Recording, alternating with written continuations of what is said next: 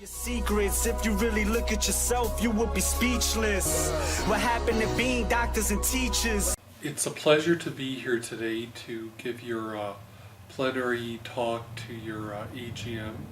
It was a very big pleasure to come there several years ago in person, and it's a shame I can't be there in person, but I hope this is a good second case.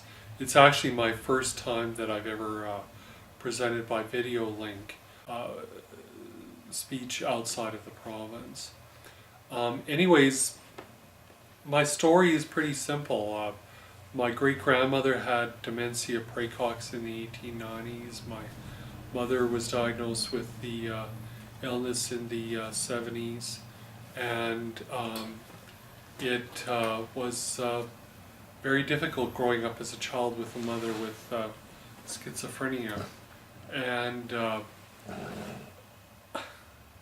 the dog, I guess the dog agrees with me about being difficult. But anyways, it was one of those difficult things that you never talked about. So when I first came down with schizophrenia, or was at least told I had it, I probably had it for quite some time before. It was like my whole life imploded because I knew exactly what it meant. A lot of people don't know what the diagnosis means when they're first diagnosed. They just think, oh, it's a strange sounding word. But in my case, it was a pretty big step into a new world. At that point, I decided I wasn't going to give up, but obviously due to the limitations of my illness, I had to try to live a life within different parameters than I would have as a professor. I was taking a PhD program at Texas A&M University before I became sick with schizophrenia. So I expected to use my mind and have various adventures as a field geographer.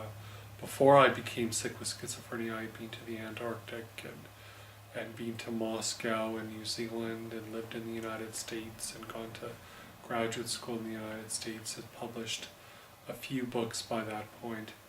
But after I got sick, I just decided I was going to throw myself into volunteering and started volunteering with the Schizophrenia Society of Alberta and CMHA as well, both of those here in Edmonton. And I basically started from square one. It was pretty difficult, pretty daunting, and set up Prosper Place Clubhouse, the first clubhouse in Alberta that was set up at that time, and it spawned a whole series of other imitations all over the province some of which are still in existence to this day. Served on a couple of committees, served on the Premier's Council. So, you know, I mean, if I hadn't taken the meds and tried to build a life, I might have fallen into the depression and just given up and just ended up on the streets. But I didn't give up. I didn't give in to the illness. It was difficult. I think the most difficult thing was stigma and the systemic discrimination that is against the mentally ill. And you know, if I was to do it over again, maybe I wouldn't be so public. But it's just giving me a lot of satisfaction to know that people are trying to be more public than they were when I was first diagnosed. I mean, we have Clara Hughes, we have the Bell program, we have the Mental Health Commission of Canada, we have CMHA strong as ever all across the country, Schizophrenia Society all across the country, and you know, we have non-profits, we have government support, we have the public is starting to understand. There are segments of our society and people within the society that don't understand, but society is trying to grope its way towards a new culture of acceptance of the mentally ill.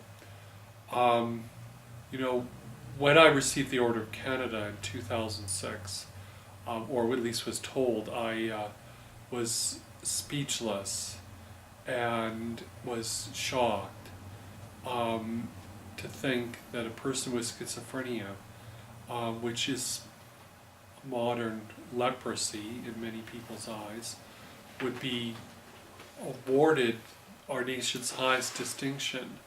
I didn't think that I was deserving, but I knew that I received the award for all those countless, actually hundreds of thousands of people with a mental illness and with schizophrenia specifically that don't have a voice and are disenfranchised and live lives of quiet desperation. And it was, if you see the pictures of me, you can see them on YouTube, of me getting the Order of Canada. I looked like a deer in headlights, I was ready to throw up at the time, and was quite scared. I didn't really smile. I should have, I suppose, been happier, but I was just so scared, and it just was such an overwhelming experience. And you know, I think that, you know, there's hope.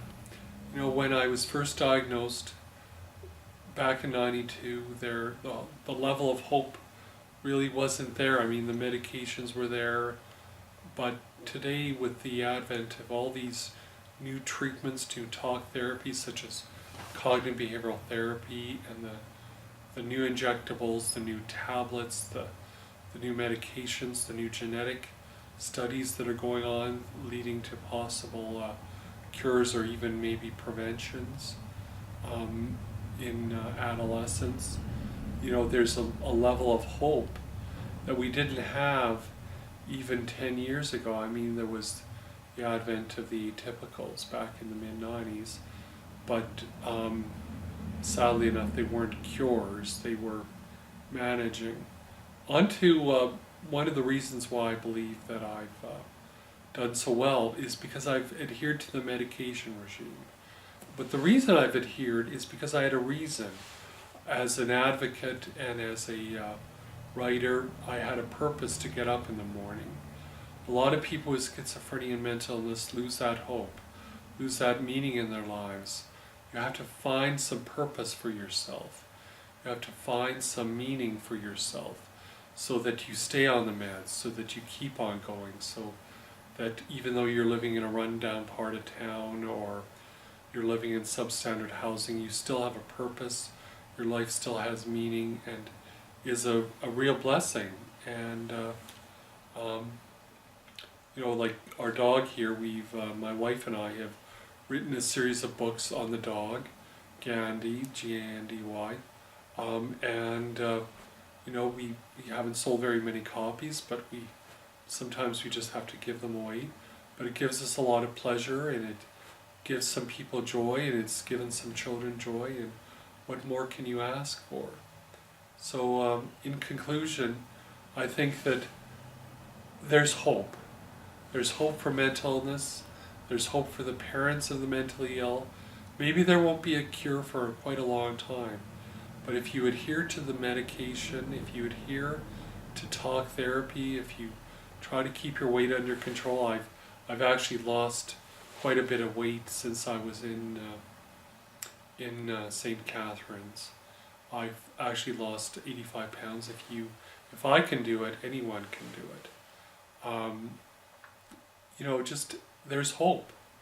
And so in conclusion, I hope you have a good annual general meeting, and I hope to visit you in person at some point in the future. Goodbye.